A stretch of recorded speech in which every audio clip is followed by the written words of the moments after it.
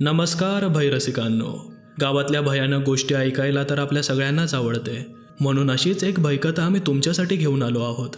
कथेचे लेखक आहेत कल्पेश बगाड सर आणि कथेचे नाव आहे खबीस.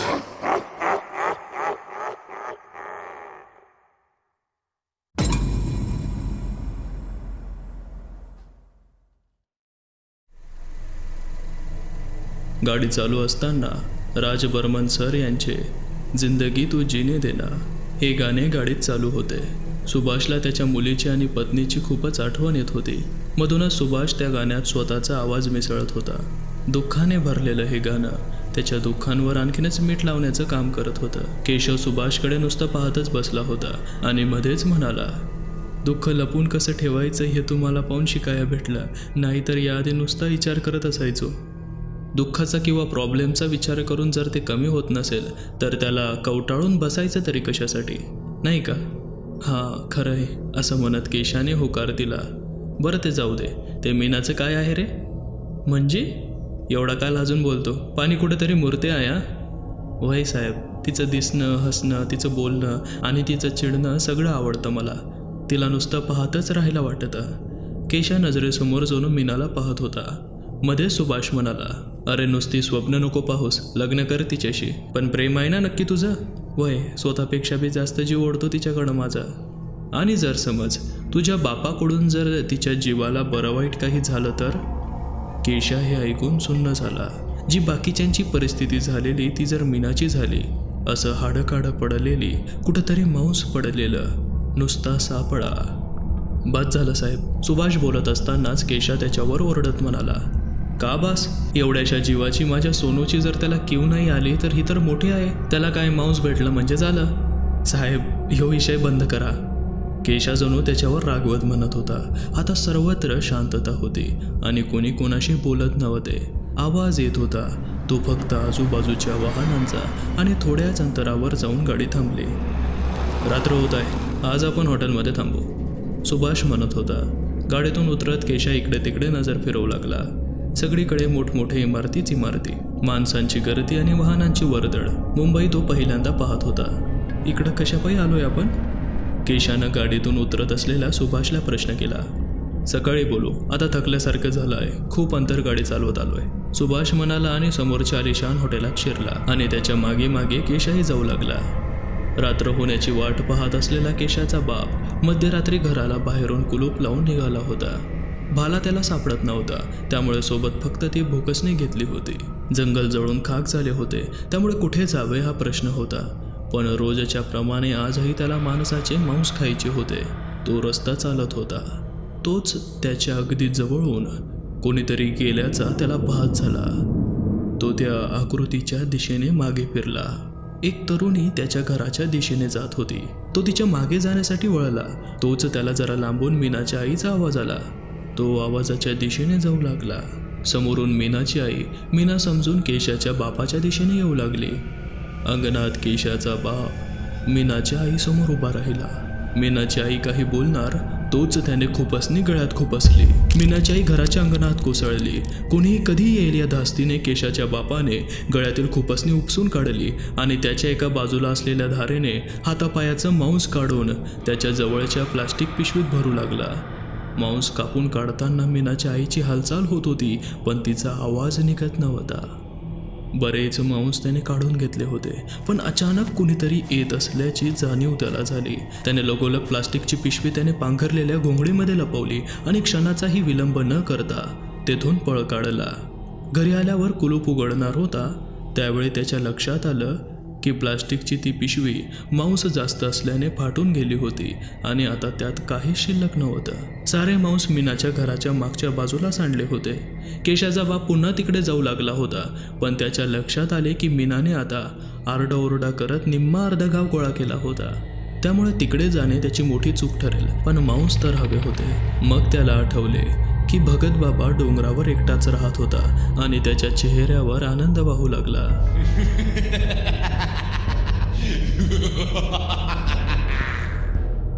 या सुभाष या. डॉक्टर, तुम्हाला मी बोललो होतो बघा, काल आपलं बोलणं झालं होतं एका केसबद्दल. हो हो, येस येस, आठवले, डॉक्टर म्हणत होता. त्याच्या मुलाला तुम्हाला भेटायचे आहे डॉक्टर, सुभाष सांगत होता. केशव हे डॉक्टर विक्रम सोळंकर आहेत, शहरातील चांगले बेस्ट सायकॅट्रिस्ट आणि माझे जुने वर्गमित्र आहेत. सुभाष चेहऱ्यावर स्माईल आणत म्हणाला. बसा. डॉक्टरने दोघांनाही बसण्याचा इशारा केला. सुभाषने मला अगोदर सांगितलं फोनवर, हे बघा, हा एक मानसिक आजार आहे, एक ओव्हर ॲडिक्टिव्हिटीचा प्रकार आहे हा. समोरच्या स्क्रीनवर काहीतरी दाखवत तो डॉक्टर पुढे म्हणाला, हे पहा, एखाद्या वेळी दारुडा माणूस दारूसाठी खूप ॲडिक्ट होतो. रोज दारू लागते म्हणजे लागतेच, नाही भेटली तर तो कुठल्याही थराला जाण्यास तयार असतो. अगदी तसेच आहे हे पण. तुम्हाला काय म्हणायचंय, माझ्या बाला आजार आहे का? केशाने मध्येच प्रश्न केला. हो, पण फिजिकल नाही, म्हणजे ही शारीरिक बिमारी नाही आहे, एक मेंटल डिझीजचा हा प्रकार आहे, सुभाष केशाला समजावत म्हणाला. सुभाष बरोबर सांगतोय, तुझ्या बापाला एक मानसिक आजार आहे. काय बी काय बोलता साहेब, तुम्हाला काय म्हणायचंय, माझा बा मेंटल आहे? केशा म्हणाला. अरे राजा, तसा शब्दशः अर्थ घेऊ नको. जसं शरीराचे आजार असतात तसेच मनाचे, मेंटॅलिटीचे देखील आजार असतात. आणि हा तुझ्या वडिलांना मांस खाण्याचा एक मानसिक आजार आहे. मला सांग, तुझ्या वडिलांना सारखी भूक लागते की एकाच वेळी ते सगळं खातात? डॉक्टर विचारत होते. का बरं? केशाने विचारले. हे बघ, यात 2 प्रकार आहेत. आमच्या मेडिकल भाषेत त्यांना बेंझ ईटिंग डिसऑर्डर आणि बुलिमिया नर्वोजा असे म्हटले जाते. पहिल्या प्रकारात सारखी भूक लागते आणि दिवसभर खात असतात. त्या उलट दुसऱ्या प्रकारात एकचदा प्रचंड भूक लागते आणि ते एकदाच सगळं खाऊन टाकतात. दोन्ही प्रकारात ते नॉनव्हेजचे प्रचंड वेडे असतात. बाला रात्रीच भूक लागत असती, येड्यासारखा करतो खाण्यासाठी, आता तर माणसावर बी तुटून पडतो. केशा असं सांगताच डॉक्टर आश्चर्याने पाहू लागला. माणसावर? डॉक्टरने आश्चर्याने विचारले. तेवढ्यात बाजूला बसलेल्या सुभाषने केशाला हळूच पायाला पाय मारून खुणवले. माणसावर म्हणतोय तो, खेड्यातली भाषा आहे ना त्याची, म्हणून तुम्हाला तसं ऐकू आलं. सुभाषने गोष्ट सावरली. ओके, ठीक आहे, म्हणजे दुसऱ्या प्रकारात येतो. पेशंटला एकदा दाखवायला चेकअपला घेऊन या, डॉक्टर म्हणाला. जरा उघड आहे रे, सुभाष म्हणाला. साहेब, या आजारावर इलाज नाही का? हा मानसिक आजार आहे, म्हणून मानसिकता बदलण्याची गरज आहे. ॲडिक्शनचा प्रकार असल्यामुळे खूपच अवघड आहे, पण डोंट वरी, शक्य आहे. तसे मी तुम्हाला वेळोवेळी गाईड करत राहील, डॉक्टर म्हणाले. धन्यवाद साहेब, केशा हात जोडत म्हणाला. ठीक आहे, सुभाषकडे माझा नंबर आहे, काही वाटलं तर मला कॉल कर. काही गोळ्या औषधं लिहून देतो, वेळेत द्या. याने ते बरे होणार नाही, पण जरा शरीराला सुस्ती येईल, असं म्हणत डॉक्टरने काही गोळ्या औषधे लिहून दिली. चिठ्ठी हातात घेऊन केशा आणि सुभाष बाहेर आले. साहेब, पैसे नाही तो, चेहरा बारीक करत केशा सुभाषला म्हणत होता. सुभाषने त्याच्या हातातून ती चिठ्ठी घेतली होती आणि जवळच्या मेडिकलकडे गेला. अरे वा, स्वतःची मेडिकल ट्रस्ट आहे आणि शहरात स्वतःची 150 मेडिकल आहेत. मोठ्या मोठ्या ट्रस्टच्या मोठ्या मोठ्या हॉस्पिटलसमोर तुमची मेडिकल असूनही तुम्ही आमच्या मेडिकलमध्ये घ्यायला येता, कमाल म्हणायची नाही का? मेडिकलवाला हसत म्हणाला. स्तुती पुरे, इंजेक्शन देताय ना? आणि एक मोठा फर्स्ट एड किट बॉक्स पण द्या. बाजूच्या छोट्या कचरा कुंडीत डॉक्टरने दिलेली ती चिठ्ठी चुरगाळून फेकत सुभाष म्हणाला. केशा आजूबाजूला इमारती आणि वेगवेगळी वाहनं पाहत होता, कारण ते सर्व काही त्याला नवीन होते. केशव, चल जेवण करू. तू रात्री पण काही खाल्लं नाहीस? सुभाष केशवला म्हणाला. नाही साहेब, मोठ्या हॉटेलात नको. चल, तू चायनीज खाणार? माहीत नाही साहेब, कधी खाल्लं नाही. मग आज खा, असं म्हणत जवळच्या छोट्या हॉटेलमध्ये ते गेले. मंचुरियन? केशा तो शब्द बोलण्याचा प्रयत्न करत होता. हे ऐकून सुभाष मोठ्याने हसू लागला. अरे तसं नाही रे केशवा, माझ्या मागून मन चुरियान. केशा पुन्हा चुकला आणि त्याला पाहून सुभाष पुन्हा हसू लागला. मंचुरियन काटे चमच्याने खात सुभाषने केशाला प्रश्न केला. केशव, मीनाला काही सांगितलं आहेस यातलं? नाही साहेब, सांगायचं होतं पण जमलं नाही. प्रेम करतो ना रे तू तिच्यावर, मग का लपवत आहेस तू हे सगळं? लय जीव आहे माझा तिच्यावर, परे असं कसं काय सांगू? हे ऐकून तिच्या मनातून म्या उतराया नको. मनातून उतरेल? अरे कसं शक्य आहे? ती पण तेवढंच प्रेम करते ना तुझ्यावर. आणि या गोष्टी किती दिवस लपवून ठेवणार आहेस? उशिरा का होईना तिला सगळं सांगावंच लागेल ना. वय साहेब, सांगतो म्या. सांगतो नाही, गेल्या गेल्या सांग आणि साहेब नाही. सुभाष बोलत जा. नाही साहेब, माझ्या डोक्याला मनातून असं नाव घेऊन बोलणं पटत नाही. म्या सांगतो तिला. केशव, तुला माहिती आहे का रात्री काय झालंय ते? केशा सुभाषच्या चेहऱ्याकडे पाहत नकारात्मक मान डोलवत होता. तो डोंगरावरचा भगत आणि मीनाची आई. मीनाची आई? मीना तर एकटी झाली असेल हो. गेलं पाहिजे साहेब आता, असं म्हणत केशाने समोर असलेल्या कागदाचा पुडा बांधला. काय रे, आवडलं नाही का तुला हे मंचुरियन? आवडलं, भारी आहे, पर मिनीसाठी घेऊन जायचं आहे. तिनं काय खाल्लं नसेल आणि असं काय खाल्लं नाही तिनं कधी. अरे तू खा ना, तिला आपण दुसरं घेऊन जाऊ. काय नाही साहेब, आता मीनानं खाल्लं तेव्हाच माझं पोट भरल असं म्हणत केशा तो बांधलेला पुडा घेऊन सुभाषच्या गाडीच्या दिशेने निघाला. सुभाष देखील गाडीत येऊन बसला आणि गाडी पुन्हा परतीच्या वाटेने निघाली. साहेब एक विचार ना, त्या डॉक्टरच्या दवाखान्यात तुम्ही मला का थांबविलं? गाडी भरधाव वेगाने जात होती. केशाकडे पाहत सुभाष म्हणाला, कारण मी तो माणसाचे मांस खातो असं सांगितलं नव्हतं, मी फक्त तो मांस खातो असं सांगितलं होतं. त्याचा तो खूप लोभी आहे आणि तो अति करतो. पर माणसाचं मांस खातो तो? अरे हो, पण असं सांगितलं असतं तर तुझ्या वडिलांना पोलिसांनी उचलून नेलं असतं. सॉरी, मी तुला याआधी सांगायला पाहिजे होतं. सुभाष गाडी चालवत म्हणाला. त्याने खूप प्रकारचे मांस ट्राय केले आणि माणसाच्या मांसाची चव त्याला जास्त भाळली. डॉक्टरने जो प्रकार सांगितला तो एकच आणि ट्रीटमेंट पण सेमच राहील. सुभाष स्पष्टीकरण देऊ लागला. साहेब मला माफी करा आणि मी आई येडा तुम्हाला काय बी बोलून गेलो. आणि केशा भाऊक झाला.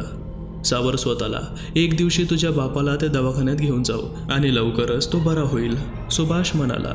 केशाकडे बोलायला शब्द नव्हते. त्याने फक्त हात जोडून सुभाषचे आभार मानले. गाडी गावात पोहोचली त्यावेळी खूप रात्र झाली होती. सुभाष गाडी थांबवत केशाला म्हणाला, जा मीनाला भेटून ये आणि तिला आता सगळं खरं खरं सांग. वाई साहेब, केशा गाडीतून उतरत म्हणाला आणि तेथून निघून गेला. सुभाष गाडीमधून खाली उतरला आणि खिशातून एक सिगारेटचे पॉकेट काढत एक सिगारेट काढून दोन्ही ओठांमध्ये ठेवत पेटवली. 2-3 कश घेतले तोच त्याने कसला तरी आवाज ऐकला. आवाजाच्या दिशेने त्याने पाहिले तर तो केशाचा बाप होता. घोंगडी अंगावर पांघरलेली आणि मंद पावले टाकत मीनाच्या घराच्या दिशेने तो जात होता. हे पाहून सुभाष देखील त्याच्या मागे मंद पावलांनी जाऊ लागला. केशाचा बाप मीनाच्या घरासमोर येऊन थांबला. तो आता नक्की आजूबाजूला पाहणार याची सुभाषला खात्री होती, म्हणून उशीर न करता सुभाष लपून बसला आणि लपूनच त्याच्यावर नजर ठेवून राहिला. त्याने 4ही बाजूंना नजर फिरवली. आजूबाजूला कोणीही दिसत नाही याची खात्री करून त्याने दरवाजा वाजवला. बराच वेळ होऊन देखील दार उघडले गेले नाही. त्याने पुन्हा एकदा दरवाजा वाजवला आणि मागे फिरत परत अंगणात बसला. त्याला आठवले काल त्याच्या हातून मांस इथेच पडले असावे. काल हातातून निसटून गेलेली संधी आज त्याला जाऊ द्यायची नव्हती. आज त्याला भरपूर मांस खायचे होते. दरवाजा उघडला गेला आणि केशाचा बाप हळूहळू मीनाजवळ गेला. मीनाने केशाच्या बापाला ओळखले, पण तिला वाटले की केशाला शोधत आला असावा. ती त्याच्याशी बोलत होती तोच तिला चक्कर आली आणि दारात उभी असलेली ती मीना घराच्या आतील बाजूस पडली.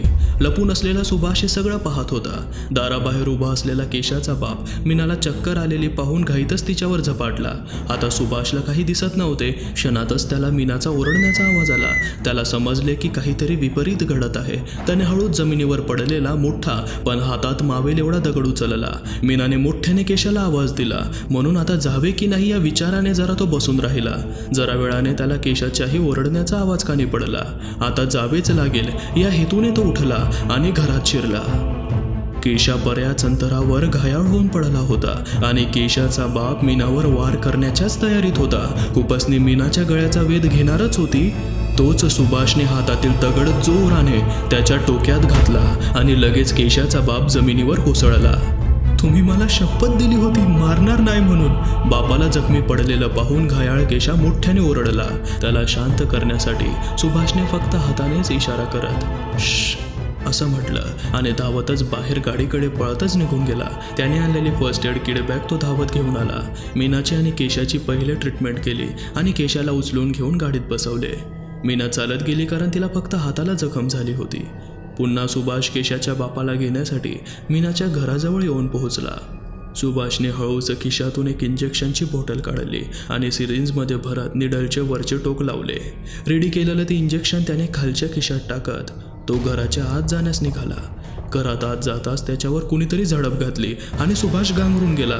सुभाषच्या पाठीमागून केशाचा बाप सुभाषचा गळा एका हाताने जखडत होता आणि सुभाष स्वतःला त्याच्यापासून सोडवण्याचा प्रयत्न करून त्याच्याशी हातापाई करू पाहत होता. कसाबसा त्याने खिशात हात घातला आणि त्याने ते इंजेक्शन खिशातून बाहेर काढले. त्या इंजेक्शनचे वरचे टोपण एका हाताने हिसकावत त्याने मागे असलेल्या केशवच्या बापाच्या दिशेने ताकदीने नेले. केशाच्या बापाच्या छातीत बरगड्यांमध्ये ते जाऊन घुसले. हे लक्षात येताच इंजेक्शनचा मागचा भाग अंगठ्याने दाबून ते पूर्ण रिकामे केले. इंजेक्शन काही क्षणात त्याचे काम करू लागले. सुभाषच्या गळ्याभोवती असलेली त्याची एका हाताची ती पकड सैल होत होती.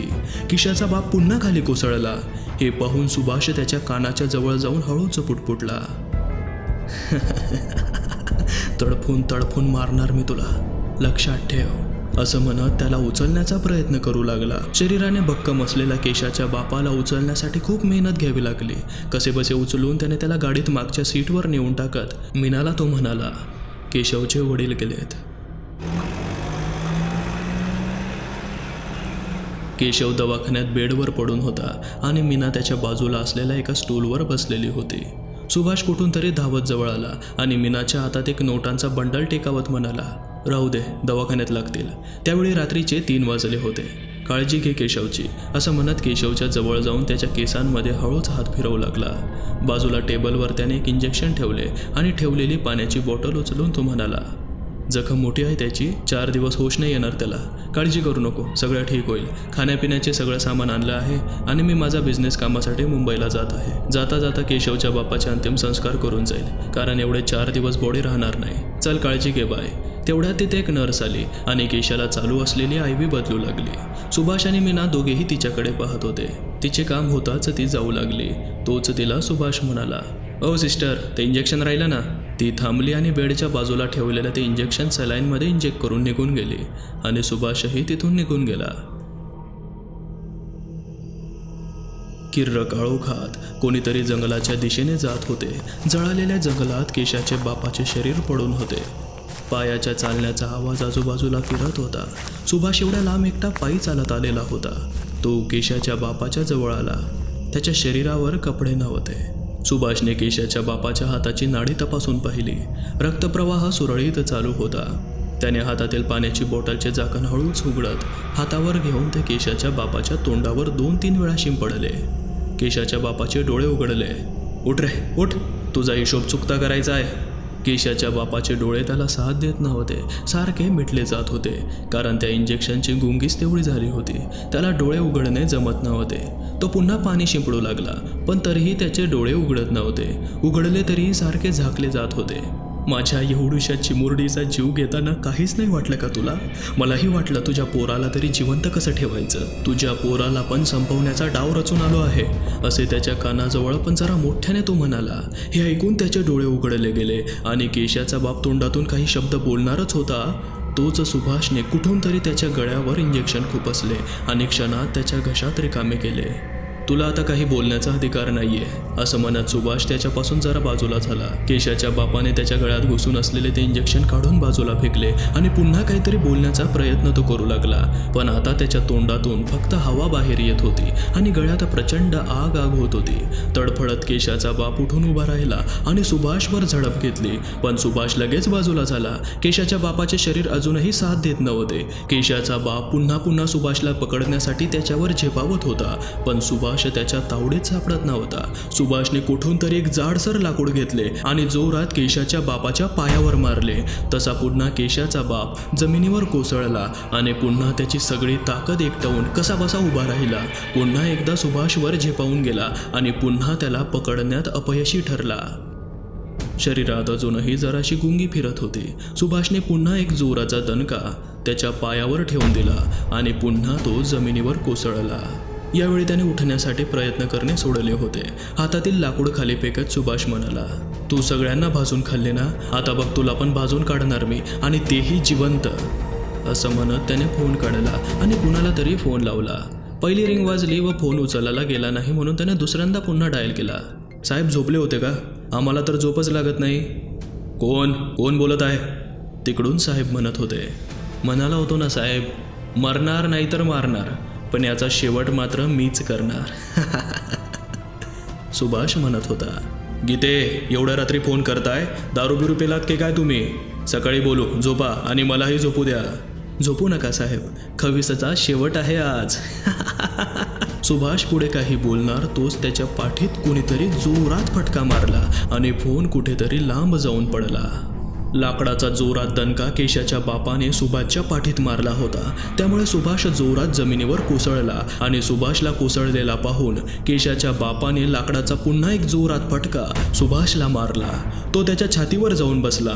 या मारामुळे सुभाषला छातीतून चमक उठल्यासारखे झाले. पुन्हा एकदा त्याने सुभाषवर वार केला, पण सुभाषने तो चुकवला आणि बाजूचा एक दगड त्याच्या बाजूने फेकला.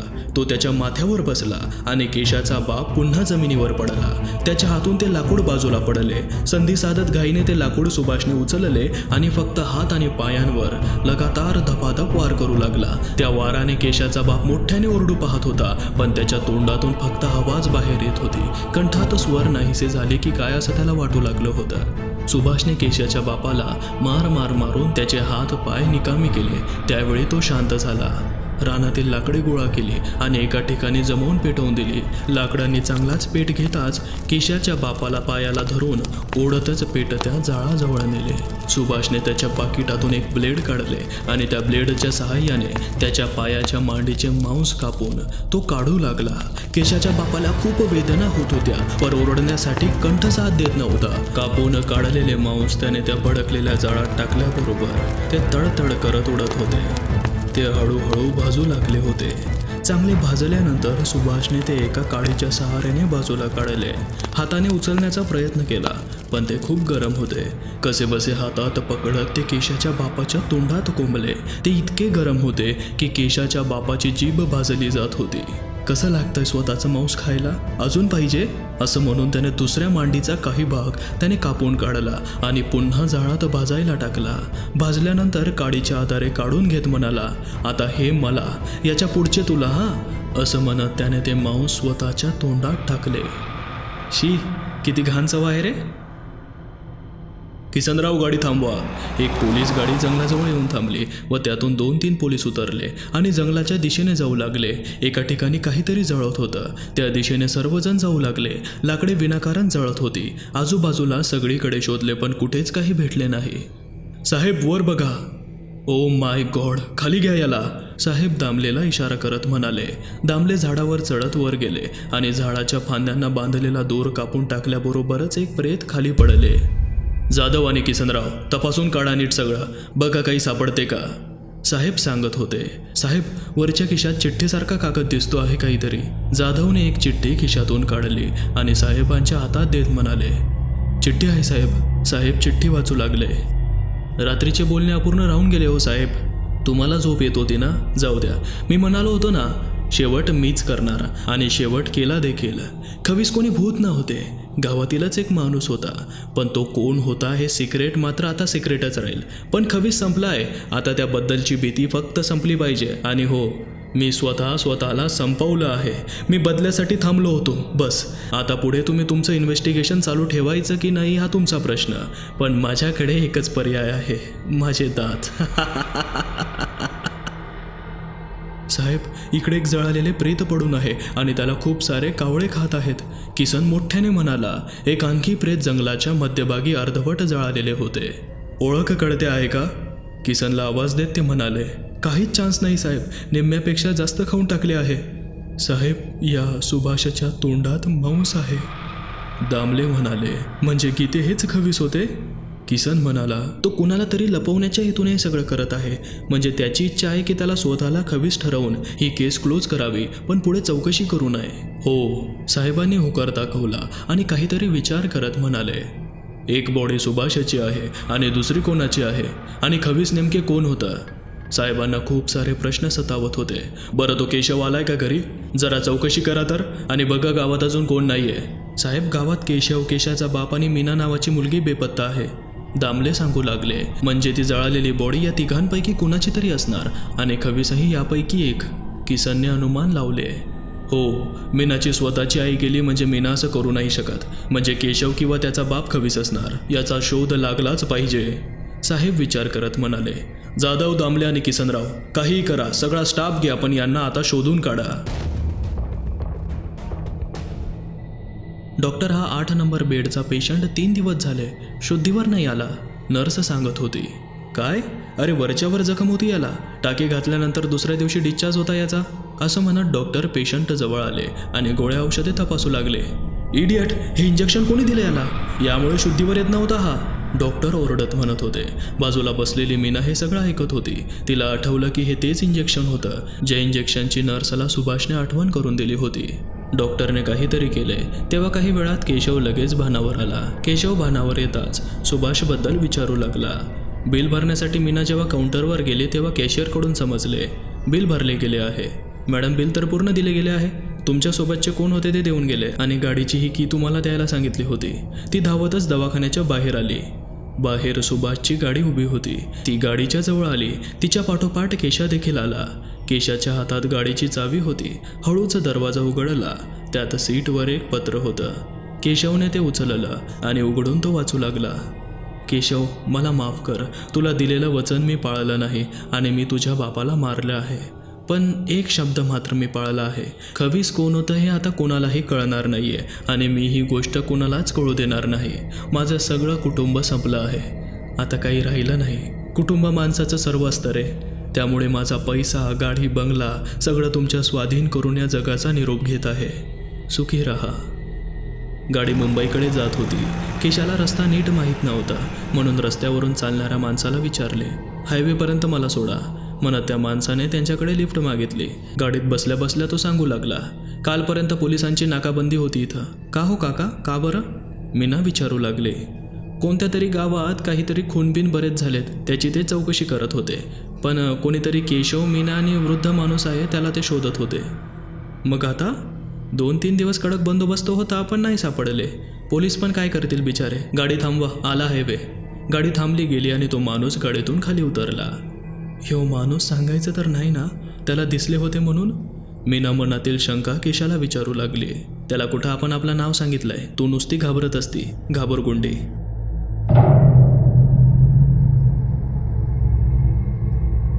नमस्कार भैरसिकांनो, ही कथा इथेच संपते. या कथेत तुम्हाला सर्वात जास्त आवडलेले पात्र नक्की कमेंट करून सांगा. आणि लेखक म्हणतात, चुका असतील यात तर थोडं समजूनही घ्या. लेखकांचा ही कथा लिहिण्याचा पहिलाच प्रयत्न होता. तुम्ही साथ दिलेत त्याबद्दल खूप खूप धन्यवाद. कल्पेश बगाड सर यांचेही धन्यवाद की आपल्या भयरसिकांसाठी त्यांनी ही कथा आपल्या अघोर मैफिल चॅनलवर प्रकाशित करू दिली. आणि तुमच्या सर्वांचेही खूप खूप आभार. धन्यवाद. अघोरी